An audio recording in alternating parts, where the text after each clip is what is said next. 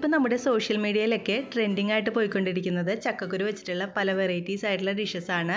അപ്പം ഞാനും ചക്കക്കുരു വെച്ചിട്ടൊരു വെറൈറ്റി ആയിട്ടൊരു ചക്കക്കുരു 65 ഒന്ന് ഉണ്ടാക്കി നോക്കി. പറയാതിരിക്കാൻ പറ്റില്ല, ഞാൻ വിചാരിച്ചതിനേക്കാളും നല്ല ടേസ്റ്റി ആയിട്ടാണ് വന്നിരിക്കുന്നത്.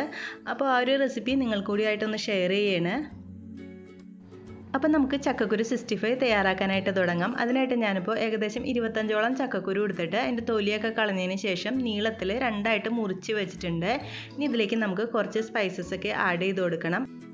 ആദ്യം തന്നെ നമുക്കൊരു 1/4 ടേബിൾ സ്പൂൺ മഞ്ഞൾപ്പൊടി ചേർത്ത് കൊടുക്കാം. പിന്നെ 1 ടേബിൾ സ്പൂൺ നിറച്ചൊന്നും എടുക്കുന്നില്ല, അതിനേക്കാളും കുറച്ച് കുറവായിട്ട് 1 ടേബിൾ സ്പൂൺ മുളക് പൊടി, അതുപോലെ തന്നെ 1 ടേബിൾ സ്പൂൺ കാശ്മീരി ചില്ലിപ്പൊടി എന്നിവ ചേർത്ത് കൊടുക്കാം. പിന്നെ ഇതിലേക്ക് ഒരു 1/2 ടേബിൾ സ്പൂൺ മല്ലിപ്പൊടി, 1/4 ടേബിൾ സ്പൂൺ ഗരം മസാലപ്പൊടി, 1/4 ടേബിൾ സ്പൂൺ കുരുമുളക് പൊടിയും കൂടി ചേർത്ത് കൊടുക്കുന്നുണ്ട്, നല്ലൊരു സ്പൈസിനെസ് കിട്ടാനായിട്ട്. ഇനി ഇതിലേക്ക് കോട്ടിങ്ങിനായിട്ട് 2 ടേബിൾ സ്പൂൺ കോൺഫ്ലവറും 1 ടേബിൾ സ്പൂൺ അരിപ്പൊടിയും കൂടി ചേർത്ത് കൊടുക്കുന്നുണ്ട്. തരിയില്ലാത്ത അരിപ്പൊടി വേണം ഇതിനായിട്ട് എടുക്കാനായിട്ട്. ഇപ്പോൾ നിങ്ങളുടെ അടുത്ത് കോൺഫ്ലവർ ഇല്ലാന്നുണ്ടെങ്കിൽ അതിന് പകരം 2 ടേബിൾ സ്പൂൺ അരിപ്പൊടിയും 1 ടേബിൾ സ്പൂൺ മൈദയും വേണമെങ്കിൽ യൂസ് ചെയ്യാം. ഇനി ഈ കൂട്ടിലേക്ക് ആവശ്യത്തിനുള്ള ഉപ്പ് ചേർത്ത് കൊടുക്കാം. പിന്നെ ഞാൻ ഇതിലേക്ക് 1 ടേബിൾ സ്പൂൺ ഇഞ്ചി വെളുത്തുള്ളി പേസ്റ്റ് ചേർത്ത് കൊടുക്കുന്നുണ്ട്. പിന്നെ ഞാൻ ഇതിലേക്ക് 2 ടീസ്പൂൺ വിനാഗിരിയും കൂടി ആഡ് ചെയ്തിട്ടുണ്ടായിട്ടോ, അതൊന്ന് സ്കിപ്പായിട്ട് പോയതാണ്. അപ്പോൾ നിങ്ങൾ ആഡ് ചെയ്യുമ്പോൾ വിനാഗിരിയോ അല്ലെങ്കിൽ നാരങ്ങനീരോ ചേർത്ത് കൊടുക്കാം. ഇതിലേക്ക് തൈര് ചേർക്കണ്ട കേട്ടോ, തൈരിനേക്കാളും നല്ലത് വിനാഗിരി അല്ലെങ്കിൽ ലെമൺ ജ്യൂസോ ആണ്. പിന്നെ ഞാൻ ഇതിലേക്ക് കുറച്ച് കറിവേപ്പിലയും കൂടി ആഡ് ചെയ്ത് കൊടുക്കുന്നുണ്ട്. ഇനി നമുക്കിത് ആവശ്യത്തിന് വെള്ളം ഒഴിച്ചിട്ട് നന്നായിട്ടൊന്ന് കുഴച്ചെടുക്കാം. ആദ്യം തന്നെ കൈകൊണ്ട് ജസ്റ്റ് ഒന്ന് മിക്സാക്കി കൊടുക്കാം. അതിനുശേഷം ഈ ചക്കക്കുരു ഇങ്ങനെ പൊതിഞ്ഞിരിക്കുന്ന ആ ഒരു പരുവത്തിൽ കുറേശ്ശെ വെള്ളം ചേർത്തിട്ട് കുഴച്ചെടുക്കണം.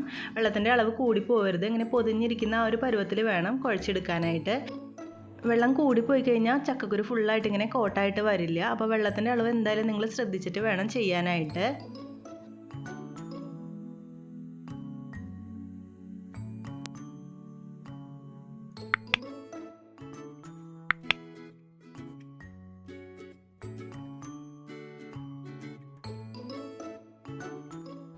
ഇതിലേക്ക് ഏകദേശം 1/2 ഗ്ലാസോളം വെള്ളം ഞാൻ ഒഴിച്ച് കൊടുത്തിട്ടുണ്ട്. കണ്ടോ, ഈ ഒരു രീതിയിൽ നന്നായിട്ട് കോട്ടായിട്ട് വരണം. ഇനി നമുക്കിത് മസാല പിടിക്കാനായിട്ട് ഏകദേശം ഒരു 1/2 മണിക്കൂർ മാറ്റി വയ്ക്കാം. വേണമെങ്കിൽ 2 മണിക്കൂർ വരെ വെക്കാം. ഞാനിപ്പോൾ 1/2 മണിക്കൂറേ വെക്കുന്നുള്ളൂ. അതിനുശേഷം നമുക്കിത് എണ്ണയിലിട്ടിട്ട് ഫ്രൈ ചെയ്തെടുക്കണം. ഇപ്പോൾ 1/2 മണിക്കൂർ കഴിഞ്ഞിട്ടുണ്ട്. ഇനി നമുക്കിതൊരു മീഡിയം ചൂടിൽ കിടക്കുന്ന എണ്ണയിലേക്ക് ഇട്ടിട്ട് വറുത്തെടുക്കാം. ചൂട് കൂട്ടിയിടരുത്, ഒരു മീഡിയം തീയിലിട്ടിട്ട് വറുത്തെടുത്താൽ മതി. കാരണം ഈ ചക്കക്കുരു വെന്ത് കിട്ടണം. അപ്പോൾ ഒരു മീഡിയം തീയിലിട്ടിട്ട് വറുത്തെടുക്കുന്നതാണ് ഏറ്റവും നല്ലത്.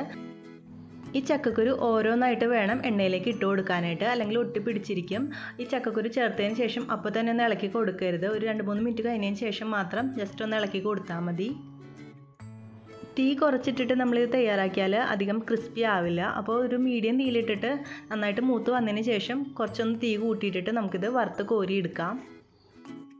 ഇത് ഇട്ടതിന് ശേഷം ഒട്ടിപ്പിടിച്ചിരിക്കുകയെന്നുണ്ടെങ്കിൽ ഒരു സ്പൂൺ വെച്ചിട്ട് ഇതുപോലെ ഒന്ന് വിടിയിച്ച് കൊടുത്താൽ മതി. ഒരുപാടിട്ട് ഇളക്കരുത് കേട്ടോ, ഒരുപാടിട്ട് ഇളക്കിയാൽ നമ്മൾ ആ ചെയ്ത കോട്ടിംഗ് ഒക്കെ സെപ്പറേറ്റ് ആയിട്ട് വരും. അപ്പോൾ ഇത് ശരിക്കും മിക്സ് ചെയ്യുമ്പോഴാണ് നമ്മൾ ശ്രദ്ധിക്കേണ്ടത്. ശരിക്കും പൊതിഞ്ഞിരിക്കുന്ന ആ ഒരു പരുവത്തിൽ വേണം മിക്സ് ചെയ്യാനായിട്ട്. വെള്ളം കൂടിയാലും പ്രശ്നമാണ്, വെള്ളം കുറഞ്ഞാലും പ്രശ്നമാണ്. അപ്പോൾ നിങ്ങൾ ആ രീതിയിൽ തന്നെ നോക്കിയിട്ട് വേണം ചെയ്യാനായിട്ട്. ഇപ്പോൾ നമ്മുടെ ചക്കക്കുരു 65 അത്യാവശ്യം ഒന്ന് മൂത്ത് വന്നിട്ടുണ്ട്. ഇനി ഞാൻ തീ കൂട്ടിയിടേം കേട്ടോ. എന്നിട്ട് ഇതിലേക്ക് കുറച്ച് കറിവേപ്പില ആഡ് ചെയ്ത് കൊടുക്കുന്നുണ്ട്. ഈ കറിവേപ്പിലയും കൂടി ഒന്ന് മൂത്ത് വരുമ്പോൾ നമുക്കിത് കോരിയെടുക്കാം. ഏകദേശം ഒരു 7 മിനിറ്റോളം പിടിക്കും ഇതിങ്ങനെ വറുത്ത് കോരിയെടുക്കാനായിട്ട്. അപ്പോൾ നമ്മൾ മീഡിയം തീയിലിട്ടിട്ടാണ് വറുത്ത് കോരിയെടുക്കുന്നത്. അതുകൊണ്ട് തന്നെ ഉള്ളൊക്കെ നന്നായിട്ട് വെന്ത് കിട്ടുകയും ചെയ്യും. ലാസ്റ്റ് നമ്മൾ തീ കൂട്ടിയിട്ട് കഴിയുമ്പോൾ നല്ല ക്രിസ്പി ആയിട്ട് കിട്ടുകയും ചെയ്യും. ഇനി നമുക്കിത് കോരിയെടുക്കാം. ശരിക്കും ആ കറിവേപ്പിലയുടെ ഫ്ലേവറൊക്കെ വരുമ്പോൾ നല്ലൊരു മണമുണ്ട്.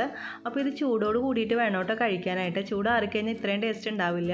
അപ്പോൾ ചോറിൻ്റെ കൂടെ സൈഡ് ഡിഷായിട്ടോ അല്ലെങ്കിൽ ചായയുടെ കൂടെയൊക്കെ പറ്റിയൊരു കോമ്പിനേഷനാണ്. സ്നാക്കായിട്ടും സൈഡ് ഡിഷായിട്ടും നമുക്കിത് യൂസ് ചെയ്യാനായിട്ട് പറ്റും. നല്ല ക്രിസ്പി ആയിട്ടുള്ളതാണ്. അപ്പോൾ നിങ്ങൾ എന്തായാലും ഒന്ന് ട്രൈ ചെയ്ത് നോക്കൂ. ഈ ഒരു റെസിപ്പി ഇഷ്ടമായാലും നിങ്ങൾ എന്തായാലും ലൈക്ക് ചെയ്യാനും ഷെയർ ചെയ്യാനും അതുപോലെ സബ്സ്ക്രൈബ് ചെയ്യാത്തവരുണ്ടെങ്കിൽ ഒന്ന് സബ്സ്ക്രൈബ് ചെയ്തിട്ട് സപ്പോർട്ട് ചെയ്യാനായിട്ട് മറക്കല്ലേ. താങ്ക്